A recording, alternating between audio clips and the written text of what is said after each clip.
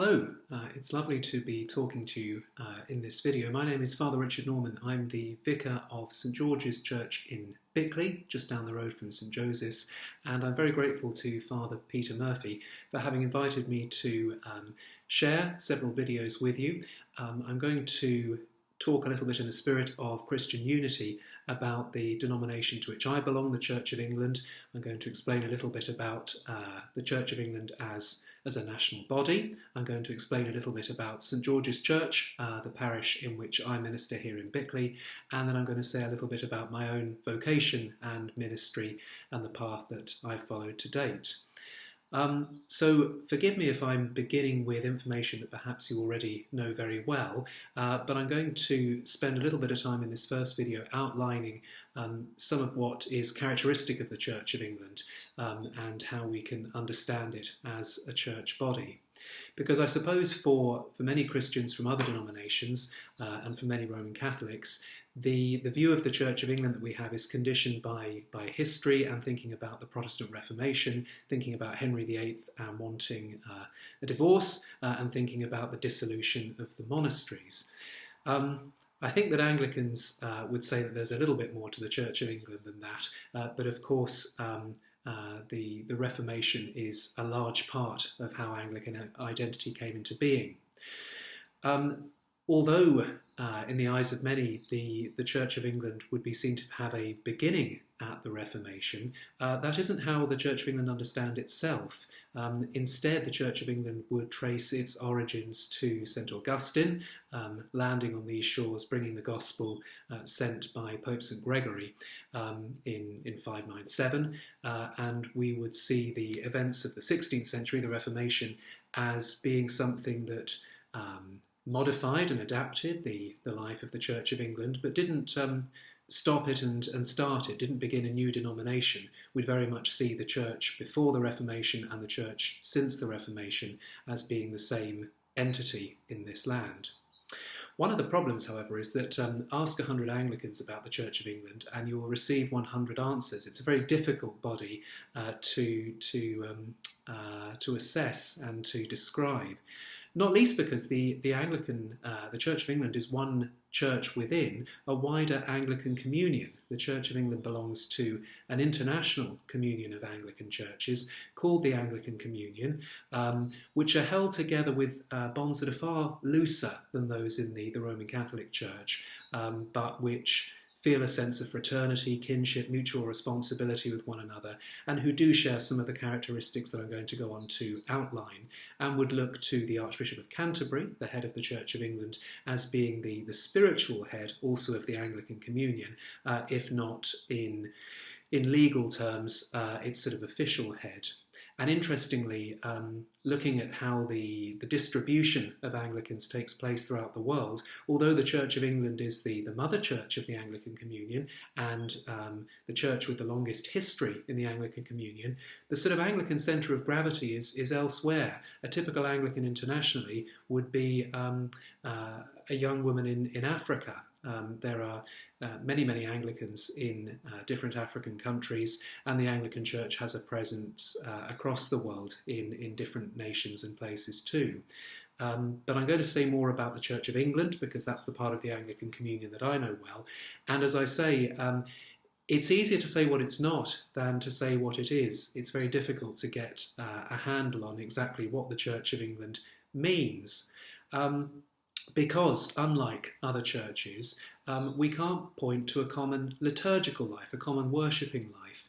It was the case after the Reformation that standard liturgical books came into use in the Church of England. You may have heard of the Book of Common Prayer, and if ever you go to a great cathedral for the service of evensong, you'll hear the language of the Book of Common Prayer used. And the Book of Common Prayer remained in use in the Church of England since its, well, the version that we know today was finalised in 1662. There'd been versions for sort of 100 years or so before that. It remained in use, as I say, until the 20th century. There were attempts to revise it in 1920, but it wasn't until 1980 that a modern language liturgical volume was produced for the Church of England, something called the Alternative Service Book. And since then, Anglican worship has moved in all sorts of different directions. And I think it would be a good illustration of this to say that if you came a little bit further along the road than Bickley, came into Chislehurst, where there are 3 different Anglican parishes, if you were to go to each of their Sunday services, you would see something radically different one from another. The ancient parish church of Chislehurst is St Nicholas. That's the one on the top of the hill, on the common there.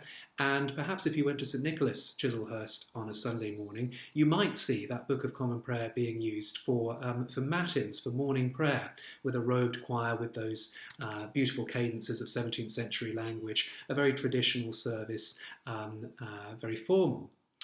If you went down the hill through Chislehurst towards Sainsbury's, opposite Sainsbury's you have the parish church of the Annunciation, Chislehurst, which is a church very much more like my own, and I'll say some more about St George's in our second session. And there you would see a service that you would find very, very familiar, very recognisable. You would find elements of the Roman liturgy being used. You would see a priest in vestments celebrating a service of the Eucharist, celebrating a Mass. You would see devotions to Our Lady, devotions to the Blessed Sacrament. It would look very different from St Nicholas, as I say, but it would look far more familiar to you at St Joseph's. And then, by now perhaps getting out of breath, you run around the corner to Lubbock Road, which is just above Chislehurst Station. You'd there find the 3rd parish in Chislehurst, the 3rd Anglican parish in a few square miles, and that's Christ Church, Chislehurst. And at Christ Church, the service you would likely see on a Sunday morning would be very informal. Perhaps the priest who was officiating at that service might not even be dressed in vestments at all, perhaps just in a clerical collar or in lay clothes. Instead of having a choir or an organ, you might have a worship band there, and the service would be, I suppose, what you would call a liturgy of the word, would be a service in which there was a heavy focus on preaching and teaching. It wouldn't necessarily be a service of the Eucharist.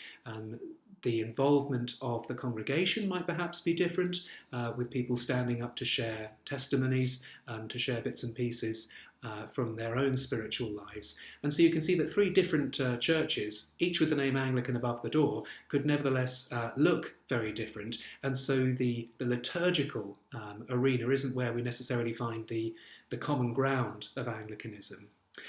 Nor, it's true to say, could we find that in a common theology. There's probably not time to go into the sort of distinctions in this little video, but the spectrum of Anglican theology runs very sort of wide and broad, both in terms of more liberal and more conservative theology. So take a hot button issue such as same-sex marriage. You would have Anglicans who are militating for the ability to marry same-sex couples in churches, and you would have those who are absolutely opposed to it and everything else in between. But not just on that liturgical versus conservative axis, also, as I say, between more Catholic and more Protestant theology. You would have those whose understanding of the Eucharist is, again, exactly the same as yours would be, believing that there is an actual, substantial transformation of the elements of the Eucharist during the celebration of the Mass. They become Christ's body and blood. All the way through, in terms of that theological spectrum, to those who would say no transformation occurs in the elements themselves. It's a memorial meal. You could, theoretically, at the end of a Mass, simply put the bread and wine back into their boxes and their bottles. As I say, both positions would be sort of the extremes, but you've got every flavour of theology in between. So it's not liturgy, it's not theology that keeps us together. So what is it? And I think that the answer is, in fact, pastoral practice. I think that pastoral practice is the common ground between different Anglican churches, which, as we've seen, can be so different one from another. So what do I mean by that? Well, the Anglican Church occupies a very significant and special place within the life of this country, the Church of England, within the life of the English nation, because, a little bit like the NHS, The Church of England understands itself as providing spiritual care for the entire population, regardless of people's religious affiliation, regardless of people's religious beliefs necessarily. Everyone has a right to the pastoral and spiritual ministry of the Church of England.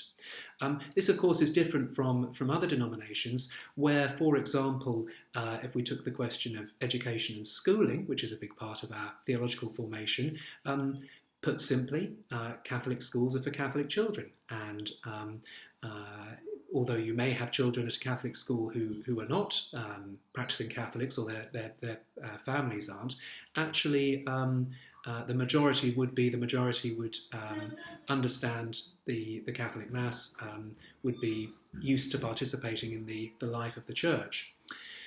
That's very different from the Church of England. We have a parish school here in Bickley, St George's, and very few of the families and children who attend that school certainly come to this church. But I think a minority go to any church at all, because, as I say, the Church of England is seen as providing services for the entire community. So whereas, if we carry on with the question of education, whereas a Catholic school is providing a Catholic education to Catholic children, a Church of England school is providing an Anglican education to the children of the community, whoever they might be. So they can be from all sorts of different backgrounds. And our admissions criteria at our school don't really place much emphasis on faith commitment or faith practice. Some Anglican schools might, or might reserve certain places for children who do worship at an Anglican church.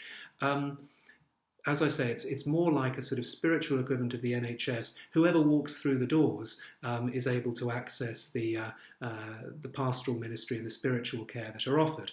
And in my ministry, which I'll go on to talk about in a later video, it's very much the case. For example, the funeral services at which I officiate are often for people who may have had nothing to do with the church during their lifetime, but their family has requested a Christian burial service or a Christian funeral service, and so the first person that the funeral directors will come to will be the Church of England. And one has to be quite imaginative in honouring the integrity of what one is bringing to that service as a Christian minister, balanced against the fact that you may be talking in an idiom that's not very familiar to people if they're not especially practising themselves. And we see that commitment to the entire community in all sorts of facets of the life of the Church of England. So, for example, we think about the way in which the Church of England is woven into the fabric of our nation. It provides the venues for very significant occasions in our national life. So the coronation of a king or queen taking place in Westminster Abbey, big national events taking place in St Paul's Cathedral. In terms of legislation, we of course have Anglican bishops who sit in the House of Lords and who sit there by right because they are seen as forming part of the fabric of society. And so in those legislative terms, we also have the place of the Church of England in national life. So I've probably managed to confuse you more than to clarify in your minds the understanding of the Church of England you may have had. But perhaps the salient points to take from this is that the Church of England is not a church bound together by liturgical practice or by theological outlook. If you're looking for a common thread, the answer is pastoral practice. Pastoral ministry which extends across a community regardless of the faith or beliefs of people who may wish to access that. And it's very much the self-understanding of the Church of England as being the church for the nation, being the church for everyone. That's perhaps as much as I'm going to say in this first session. So this is the first of 3 sessions. In the second session, I'll talk a little bit more about St George's here at Bickley, and then in the third session, I'll talk some more about myself. So thank you very much for tuning in. If I haven't confused you totally, do tune into the next video, and I look forward to speaking with you at that point soon. Thank you.